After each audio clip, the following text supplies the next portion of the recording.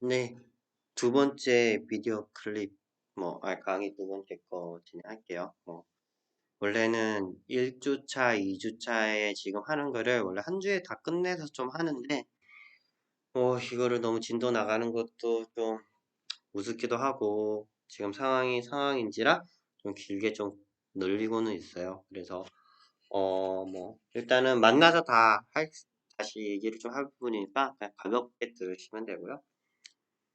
특수교육의 이해라는 부분입니다. 일단 특수교육의 정의라고 했을 때 특수교육이란 특수교육 대상자의 교육적 요구를 충족시키기 위하여 특성에 적합한 교육과정 및 특수교육 관련 서비스를 제공을 통하여 이루어지는 교육을 말한다 라고 되어 있어요.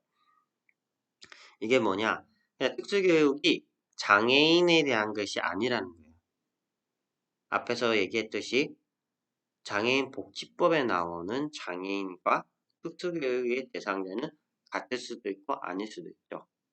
그러다 보니 특수교육 대상자지만 장애인 복지법에서 복지 카드가 없는 학생들도 있고 장애인 복지 카드가 있지만 특수교육 대상자가 아닌 학생들이 있어요. 그래서 옛날에 이제 제가 박사 학위 논문을 쓰기 위하여 이제 전국에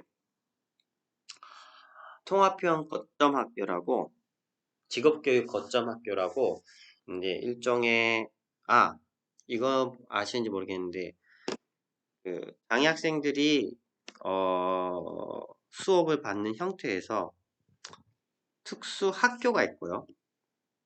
특수 학급이 있어요. 그리고 일반 학급이 있죠. 우리가 통합교육이라고 얘기하는 부분에서 이렇게 되어 있다 보니까 특수 학교는 웬만한 학교들이 저학년부터 고학년까지 초등학교부터 고등학교까지 웬만하면 갖춰져 있습니다. 하지만 특수학급은 일반 학급 안에서 이제 몇몇의 특수교육 대상자 아동을 위해서 학급이 운영이 되고 있죠. 그리고 통합학급이라고 해서 일반 학급 안에 그냥 특수교육 대상자 학생들이 같이 있는 거고. 그러다 보니 특수학교는 어느 정도 이렇게 지원이 많이 되어 있고 시설 면에서 어느 정도 많이 갖춰져 있어요. 반면에 특수학급은 학급 내에서 할 수 있는 데가 하지만 어느 한계가 좀 있죠. 특히 고등학교쯤 되면 전환교육이라고 해서 아동이 이제 사회에 나갈 때 필요한 기술들이나 직업적 기술을 배우기 위해서 이제 여러 가지 배우는데 특수학급 안에 다 그거를 담을 수가 없기 때문에 그 특수학급이 여러 개 있는 그 지역 내에 거점 학교를 하나를 선정을 해서 그 학교에 직업 관련 프로그램이나 아니면 시설 설비들을 집중을 해놓고 나머지 특수학급 인근의 특수학급 학생들이 와서 수업을 듣는 형식으로 좀 되어 있어요. 그러다 보니 어느 정도 거점 학교를 운영하게 되면 확실히 이제 교육부 내에서 이제 지원에 대한 돈의 부담도 각 학교에 다 설치할 필요가 없으니까 특수학급에 그래서 어느 정도 많이 부담이 준 부분도 있죠. 그리고 특수 학교의 학생들의 장애 정도가 조금 더 심한 편이고요. 그나마 특수 학급 아동들이 그보다 조금 더 경도인 학생들이 좀 많이 있는 편입니다. 아무튼 제가 이제 박사학위 논문을 쓰기 위해서 제 나름대로 저의 부품 꿈을 꿈고 이게 내 인생의 마지막 리서치다 이러면서 데이터를 전국을 모으고 싶어서 돌아다녔어요. 그래서 서울, 경기도 일대 화성, 또 어디 갔더라? 평택, 이렇게 갔고, 전, 전라도는 광주, 순천, 화순, 그리고 익산, 충청도에도 대전 쪽으로 가고, 어, 경상도 쪽은 대구, 구미, 김천, 이렇게 갔던 것 같아요. 그래서 막 되게 열심히 많이 했었어요. 그래가지고, 천안도 갔었구나. 그렇게 열심히 좀 물론 제 학위 논문이니까 저도 졸업을 했어야 되니까 학생들을 만나가지고 검사를 실시하고 거기에 대해서 이렇게 했는데 그때 이제 선생님한테 막 물어봤었어요. 여기 학생들은 어떤 학생들이 많이 있나요? 라고 물어봤는데 의외로 제가 그때 한 200, 300명이 조금 안 되는 학생들을 만나가 검사를 실시했는데 한 20% 정도가 그 복지 카드가 없다고 하더라고요. 어떻게 된 거냐? 그러니까 그냥 특수교육 대상자로 들어왔다는 거예요. 그러니까 아동이 학교에 왔을 때 교육적 성취가 어려운데 이 부분이 복지법에 의거해서 복지카드는 받지 않았지만 특수교육과 거기에 관련된 서비스를 받기 위해서 특수교육 지원센터 각 시도의 각 학교 각 교육청에 있는 특수교육 지원센터를 통해서 대상자가 된 경우들을 얘기를 합니다. 그래서 뭐 간혹가다 이제 부모님들이 좀 뭐 생각하시는 부분들이 물론 아마 이번 수업에 듣는 선생님들 중에서 몇몇은 아마 자녀분이 뭐 장애가 있는 경우도 있을 거라고 생각을 해요. 그 장애라는 그 타이틀에 대해서 뭐 장애인 뭐 이런 타이틀에 대해서 약간 라벨링이 돼서 꼬리표가 붙어서 좀 불이익을 받지 않을까 그렇게 좀 생각하는 경향도 있더라고요. 이거는 뭐 우리나라뿐만 아니라 미국에서도 동일하게 좀 그렇게 많은 사람들이 좀 그렇게 생각하는 부분이 있기 때문에 그러긴 싫지만 자녀가 특수교육이 필요하니까 학년기 내에서 이제 지원을 받기 위해서는 이제 특수교육 대상자로 이제 선정되기도 합니다. 하지만 나중 되면 보통 그 담임 선생님들이 권유를 하세요. 이 아이에게 그 뭐 복지법에서 해서 복지카드를 받는 게 어떠냐. 왜냐하면 그러면 장애인으로서 혜택을 받을 수 있는 부분이 있기 때문에 그렇게 요구하는 부분들이 현장에서는 이루어지고 있고요. 아까 얘기했던 학습장애라는 부분이 있었죠. 학년기까지는 학습장애예요. 그렇지만 학교를 졸업하는 순간부터는 그 아이는 장애가 없어지는 거랑 똑같아요. 왜냐하면 장애인 복지법에는 학습장애라는 영역이 없기 때문이죠. 그러다 보니 물론 뭐 다 그런 건 아닌데 많은 이제 조금 부모님들 중에서 그럴 때는 이제 선생님과 상담하고 선생님도 뭐 좀 얘기하는 부분도 없지 않아 있지만 지적장애 상급을 받으면 어떻겠냐라고 이제 조금 얘기는 해요. 그래야면 이 학생에게 어느 정도 이제 지원도 되고 하는 부분이 있기 때문에 어떠냐라고 좀 얘기하는 부분이 없지 않아 있고 그렇게 해서 바뀐 학생들도 있습니다. 아무튼 그거는 또 만나서 저희가 얘기할 또 이런저런 얘기를 할 거고요. 스미스라는 연구자는 특별한 욕구를 지닌 개별한 아동에게 적합한 맞춤식 개별화 교육을 제공하는 것이라고 되어 있어요. 여기 보면 개별화 교육이란 말이 나옵니다. 이 개별화 교육이 IP, Individualized Education Plan 또 Individualized Education Program이라고도 하는데 각각의 학생에게 그에 맞는 교육 계획을 세우는 겁니다. 이것이 특수교육이라고 얘기를 하는 거예요. 여기서는 특별한 요구라고 지는 게 꼭 장애를 얘기를 하는 뿐만 아니라 영재도 포함되고 우리가 간혹가다가 뭐 어떤 학생이 뭐 일반 학생이지만 정말 다른 요구를 뭐 특정한 특별한 요구를 할 때가 있죠. 어느 언어의 뭐 음악의 재능을 보인다든가 뭐 미술의 재능을 보인다든가 그런 식인 것들 그런 아이들한테 이제 개별화 교육을 제공하는 것이 특수교육이다 얘기를 하는데 그러면 이제 특수교육은 일반 교육과 상반되는 개념으로 특별한 교육을 의미하며 특수교육을 필요하는 아동을 대상으로 교육의 목표, 내용, 방법 그들에게 맞게 조절하거나 수정하여 가르치는 교육이라고 할 수 있습니다. 하지만 원래는 저희가 일반 교육이란 말이 나오죠. 이게 참 칠판에 그리면서 설명을 해야 되는데 일반 교육과 특수교육의 가장 큰 차이점은 일반 교육은 그거부터 얘기하면 가장 효과적인 교육은 무엇일까요? 우리가 학생들을 여러분도 뭐 초중고 다 다녔겠지만 가장 효과적인 교육은 학생 한 명당 한 명의 선생님이 붙는 게 가장 효과적이죠. 그 학생이 정말로 맞춤에 다 할 수 있고 그렇게 할 수 있고 일종의 과외처럼 가장 효과적이죠. 하지만 왜 그렇게 못하죠? 왜일까요? 이유는 간단합니다. 돈 때문이에요. 학생만큼 선생을 고용해야 되는데 그렇게 하면 그 많은 선생님에 대해서 돈이 나가고 임금이 나가다 보니 그걸 못하죠.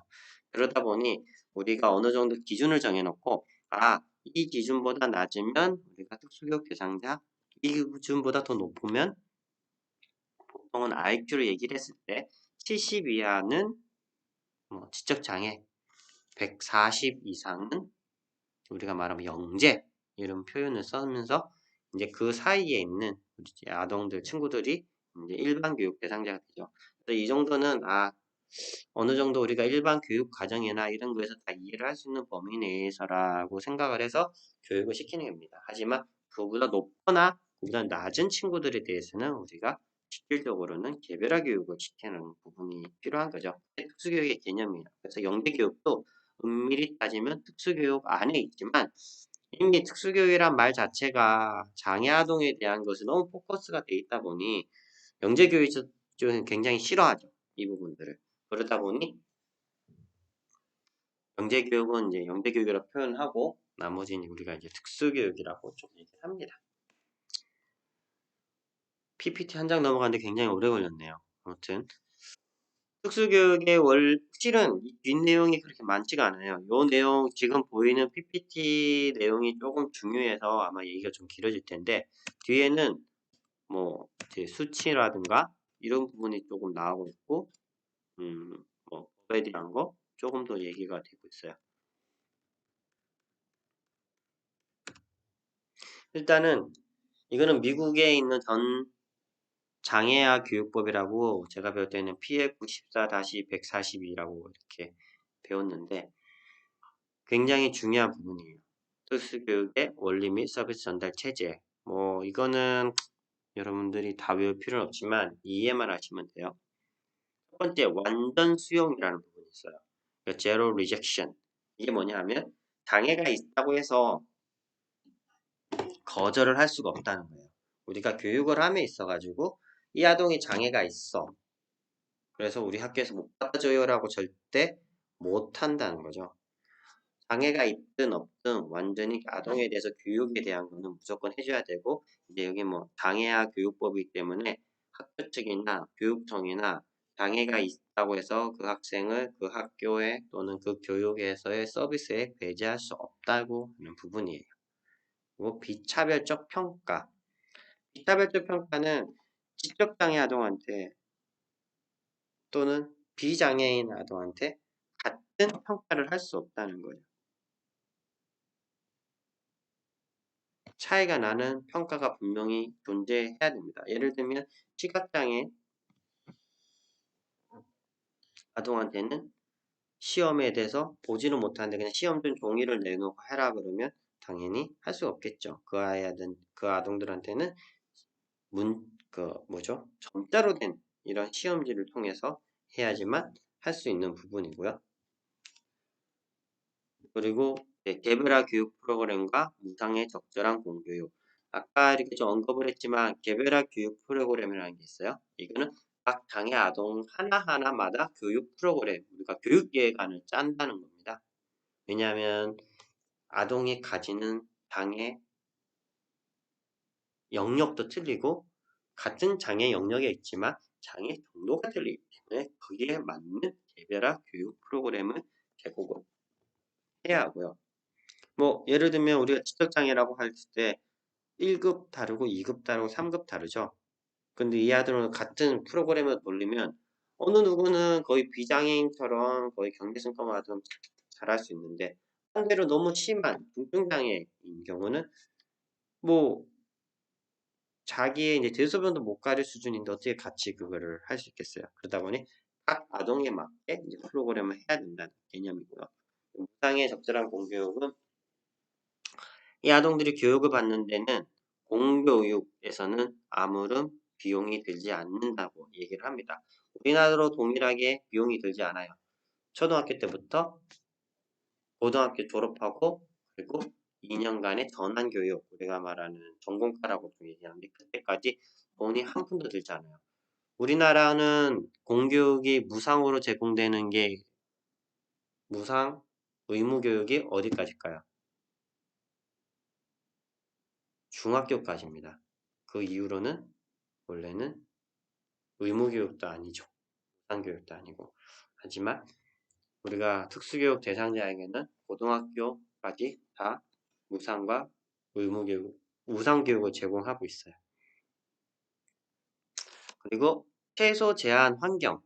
이거는 이 개념은 제가 여기 좀 강조하는 개념인데 이거는 통합교육에 관련된 부분이에요. 그래서 다음 페이지에 그 얘기를 좀 할 텐데 그러니까 이 학생이 가지는 장애나 뭐 어떤 환경적인 부분에서 할 수 있는 데까지 오픈을 해준다고 하는 거예요.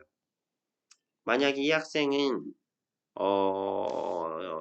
장애가 있지만 비장애 아이들이랑 함께 공부할 수 있어 라고 하면 그 환경까지 오픈을 해주고 지원을 하는 거죠. 하지만 문제 행동이 너무 심해서 비장애 학생들과 같이 공부하기에는 그 앞에도 너무 힘들게 하기 때문에 일종의 약간 떨어져서 특수학급에만 있을 수 있어 하면 그 특수학급 수준까지가 이 친구들한테는 최소 제한 환경이 되는 거예요. 이거는 다음 슬라이드 보면서 제가 조금 더 자세히 얘기를 하고요. 이 적법 절차, 이것도 중요한 부분인데 왜냐하면 아동을 지원을 하는 거, 백지를 하는 거, 선별을 하는 거 이거는 어디까지나 절차에 따라서 해야 된다는 거죠.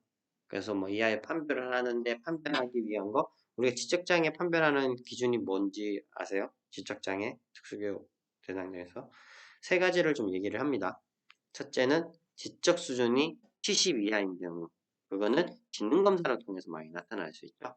그리고 적응 행동이 심각하게 현저히 낮은 경우 이것 또한 뭐 눈에 보이는 부분도 있지만 어느 정도 검사를 통해 나타날 수 있습니다. 그리고 18세 이전에 발병을 한다, 나타난다 라고 하는데 뭐 18세 이전은 요거는 좀 무시해야 되지만 보통은 요거 적응 행동과 지적 수준을 많이 얘기를 해요. 근데 이거를 무시하고 그냥 눈에 보이는데 얘가 뭐 그냥 좀 약간 낮은 수준인 것 같아. 그냥 이렇게 넌 직접장애 이렇게 할 수 없다는 거예요. 어느 정도 그 적법한 절차에 따라 판별의 정의에 맞게 이게 이루어져야 되고 또한 이 아동의 위에 있는 뭐 최소 제한 환경이라든가 또는 뭐 평가라든가 이런 것도 절차 안에서 이루어져야 된다는 그런 개념이기 때문에 이 부분이 중요한 부분입니다. 그리고 부모 참여. 부모들이 참여가 따라 이게 이루어져야 된다는 거는 어, 아동이 학교에 있는 시간만보다 더 오래 있는 시간은 가정에 있는 시간이거든요. 그러다 보니 학교와 가정에 대해서는 서로 부모들이 그 교육에 대해서 참여를 해야지 교사도 충분히 인지를 하고 지원을 하는 부분에서 좀 다양하게 할 수 있는 부분도 있죠. 그래서 부모 참여율이 되게 중요하게 여깁니다. 미국 같은 경우는 위에 보면 개별화 교육 프로그램이 있으면 이 프로그램을 위해서 미팅을 실시를 합니다. 그러면 우리나라 경우는 좀 형식적으로 많이 하는 경우가 좀 많아요. 부모도 참여를 하긴 하지만 여기 미국 같은 경우는 부모의 적극적인 참여를 이유하고 그리고 또 뭐 어느 정도 요구를 합니다.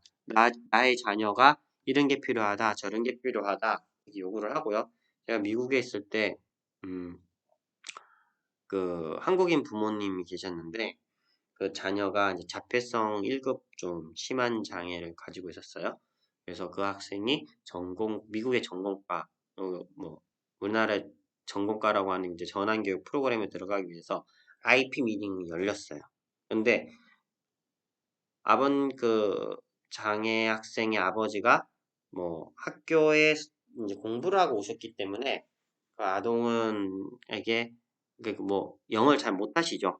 그러니까 뭐 미국에서 영어에 대한 부분이 필요하니까 제가 요구를 물론 저는 이제 통역을 하면서 이 부분에서 알고 있으니까 그 IP 미팅에 참여를 해서 했죠. 거기에 참여했을 때는 우리가 말하면 교장 선생님 그리고 담당 우리 부장 선생님, 특수교육 담임 선생님, 그리고 보더 선생, 그리고 사이콜로지, 뭐 심리학자, 그리고 간호사, 또 누가 있더라? 뭐 이렇게 다양한 사람이 있습니다. 물론 당의 학생도 포함 참여를 하고요. 그래서 뭐 여러 가지 이 아이의 수준에 맞아서 그 검사 결과를 갖고 어느 정도 수준에서 이렇게 할 거다라고 했는데 마지막으로 부모가 요구하는 것 중 하나가 뭐였냐면 보조 교사를 붙이는데 한국어와 영어를 다 할 수 있는 사람을 붙였으면 좋겠다라고 얘기를 했어요. 왜냐하면 이 아이가 한국에서 온 지가 얼마 되지 않고 영어가 유창하게 하지 못하고 한국말을 거의 할 수 있기 때문에 학교 생활에 적응하고 우리 그전에 이렇게 얘기했었죠. 교육적 성취에 어려운 사람이라고 그랬죠. 그러니까 교육적 성취를 달성하기 위하여 어느 정도 한국어와 영어를 같이 하는 있는 보조교사가 있으면 그 아동의 IP 교육별화 교육 프로그램에 따른 교육적 성취가 좀 더 잘 이루어질 수 있기 때문에 요구를 했었어요. 물론 우리가 요구를 한다고 했을 때 다 들어줄 수 있는 부분은 아닙니다. 그래서 학교 측에서는 "아 그러면 우리가 방법을 알아볼게."라고 했어요. 그래서 지금 학교 스쿨 디스트릭 그러니까 교육청 안에서 보조교사들 중에서 한국어와 영어를 이제 다 할 수 있는 사람이 있느냐를 먼저 찾아야 되고 있더라도 다른 학생에 대해서 우선 배치가 되어 있으면 좀 배치 수준에서 낮춰지겠죠. 그러다 보니 이렇게 알아봤는데 아쉽게도 없다고 얘기가 나왔어요. 없더라고. 그러면 다음 차선책은 뭐냐라는 거죠.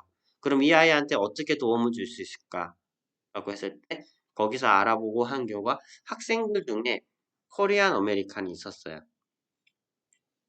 이제 장애 학생들 중에 코리안 아메리칸이 있는데 그 학생이 그래도 하이 펑셔닝 그래도 좀 경도 학생이기 때문에 그 학생이 좀 많이 도와주고 옆에서 좀 챙겨주고 한국말을 할 줄도 아니까 그래서 좀 이런 방향으로 그때 교육 프로그램을 만들었던 것이 제가 경험을 해봤거든요. 그래서 최대한 학교 측에서 지원을 해줄 수 있는 부분은 해주지만 어쩔 수 없을 때는 뭐 안 되는 경우나 아니면 다른 방법을 통해서 이 아이에게 교육적 성취를 줄 수 있도록 이제 개별화 교육 플랜을 이제 완성을 하기도 합니다. 앞에 몇 장은 아닌데 뭐 15분 금방금방 가서 뭐 하는데 그러면 여기까지 끊고 또 이거 얘기하면서 그 뒤에 수치화하면서 뭐 세 번째 거 할게요.